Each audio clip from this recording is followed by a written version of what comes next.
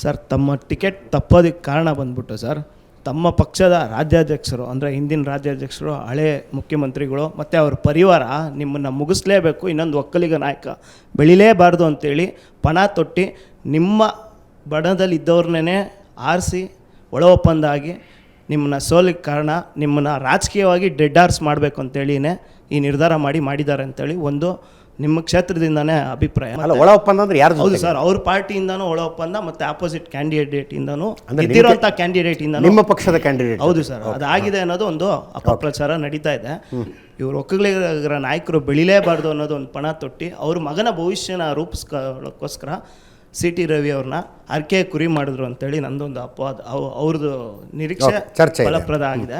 ಮತ್ತೊಂದು ಸರ್, ಇವಾಗ C T Ravi ಅವರು ಪಾರ್ಟ್ ಟೈಮ್ ಪಾರ್ಟಿ ವರ್ಕರ್ ಆಗಿಬಿಟ್ಟಿದ್ದಾರೆ ಅಂತ ನನ್ನ ವೈಯಕ್ತಿಕ ಅಭಿಪ್ರಾಯವನ್ನು ವ್ಯಕ್ತಪಡಿಸ್ತಾ ಇದ್ದೀನಿ. ಯಡಿಯೂರಪ್ಪನವರು ತಮ್ಮ ಮಗನಿಗೆ ಯಾರ್ಯಾರು ಕಾಂಪಿಟೇಷನ್ ಆಗಬಹುದು ಅವ್ರನ್ನೆಲ್ಲ ಮುಗಿಸ್ತಾ ಇದ್ದಾರೆ ಅನ್ನೋದು ಅವ್ರಿಗೆ ಕೇಳಿ ಬಂದಿದೆಯಾ? ಒಂದು ತಿಳ್ಕೊಳ್ಳಿ, ರಾಜಕಾರಣದಲ್ಲಿ ಯಾರನ್ನು ಮುಗ್ಸೋಕ್ಕಾಗಲ್ಲ. ಒಂದು ನಿಮಿಷ, ಮುಗ್ಸೋಕ್ಕಾಗಲ್ಲ. 89ರ ಚುನಾವಣೆ ದೇವೇಗೌಡರು ಸೋತು, 2 ಕಡೆ ನಿಂತಿದ್ದರು, ಸೋತು. ಅವ್ರ ಪಕ್ಷವು ಸೋತು, ಕೇವಲ 2 ಸೀಟ್ ಗೆದ್ದಿತ್ತು. ಹೆಗ್ಗಡದೇವನಕೋಟೆಯಿಂದ ವೆಂಕಟೇಶ್ ಗೆದ್ದಿದ್ರು, ವೇಮಗಲ್ನಿಂದ ಸಿ ಬೈರೇಗೌಡರು ಗೆದ್ದಿದ್ರು. ದೇವೇಗೌಡರು ಹೊಳೆನರಸೀಪುರ ಮತ್ತು ಸಾತ್ನೂರು 2 ಕ್ಷೇತ್ರಗಳಲ್ಲಿ ಸೋತಿದ್ರು. ಅಲ್ಲ, ಕನಕಪುರದಲ್ಲಿ ಸೋತಿದ್ರು. ಸಾತ್ನೂರಲ್ಲಿ ಅದಕ್ಕೆ ಮುಂಚೆ ಗೆದ್ದಿದ್ರು 85ರಲ್ಲಿ.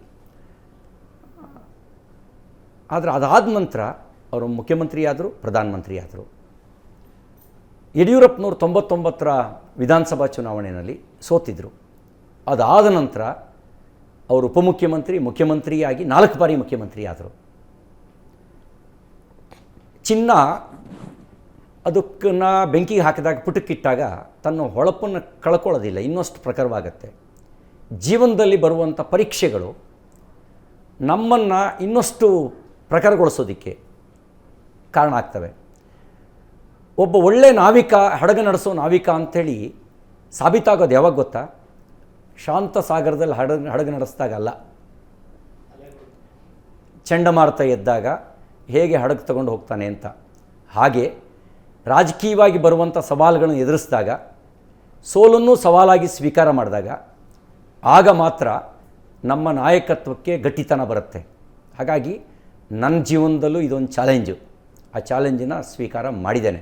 ಇನ್ನಷ್ಟು ಜನರಿಗೆ ಹತ್ತಿರ ಆಗೋದಕ್ಕೆ ಈ ಒಂದು ಸದವಕಾಶ ಅಂತ ನಾನು ಭಾವಿಸ್ತೇನೆ. ಮತ್ತು ನನ್ನದೇನಾರು ಕೊರತೆಗಳಿದ್ದರೆ ಅದು ತುಂಬಿಸ್ಕೊಳ್ಳೋಕ್ಕೂ ಕೂಡ ನನಗೊಂದು ಅವಕಾಶ ಇದು. ನನ್ನನ್ನು ನಾನು ಅವಲೋಕನ ಮಾಡ್ಕೊಳ್ಳೋಕೆ ಒಂದು ಅವಕಾಶ. ಯಾರನ್ನು ಮುಗಿಸೋಕ್ಕಾಗಲ್ಲ. ಹಾಗಾಗಿ ಆಗ ಮುಗಿಸ್ತಾರೆ ಅಂತಕ್ಕಂಥದ್ದು ಸುಳ್ಳು. ಸ್ಥಾನಗಳು ವೇದಿಕೆಯನ್ನು ಒದಗಿಸ್ಕೊಡ್ತವೆ, ನೋ ಡೌಟು. ನಮಗೊಂದು ಅವಕಾಶಗಳನ್ನು ಸೃಷ್ಟಿ ಮಾಡಿಕೊಡ್ತವೆ. ಆದರೆ ಕ್ರಿಯಾಶೀಲತೆ ಮಾತ್ರ ನಮ್ಮನ್ನು ಬೆಳೆಸ್ತವೆ. ನಮ್ಮ ಬದ್ಧತೆ ಮತ್ತು ಕ್ರಿಯಾಶೀಲತೆ ನಮ್ಮನ್ನು ಬೆಳೆಸ್ತವೆ. ನನಗೆ ಬದ್ಧತೆಯೂ ಇದೆ, ಕ್ರಿಯಾಶೀಲತೆಯೂ ಇದೆ. ಮನೇಲಿ ಕೂರೋ ಮನುಷ್ಯ ಅಲ್ಲ.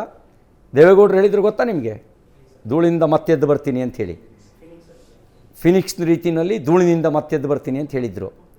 ಹಂಗೆ ಹೇಳುವ ಸ್ಥಿತಿಗೆ ನನ್ನೇನು ಪಕ್ಷ ದೂಡಿಲ್ಲ. ಅಂಥ ಸಂದರ್ಭ ಬಂದರೆ ಅಂಥವ್ರ ಮಾತುಗಳು, ಯಡಿಯೂರಪ್ಪನವ್ರು ಅಂಥವ್ರ ಮಾತುಗಳು ನಮಗೆ ಪ್ರೇರಣೆ ಆಗ್ತವೆ. ಮತ್ತು ಪುಡ್ದೆದ್ದು ಬರ್ತೀನಿ, ಚಿಂತೆ ಮಾಡಬೇಡಿ. ಎಸ್,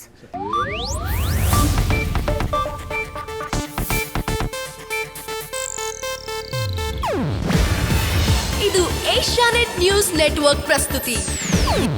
ನೀವು ನೋಡ್ತಿದ್ದೀರಾ ಏಷ್ಯಾನೆಟ್ ಸುವರ್ಣ ನ್ಯೂಸ್.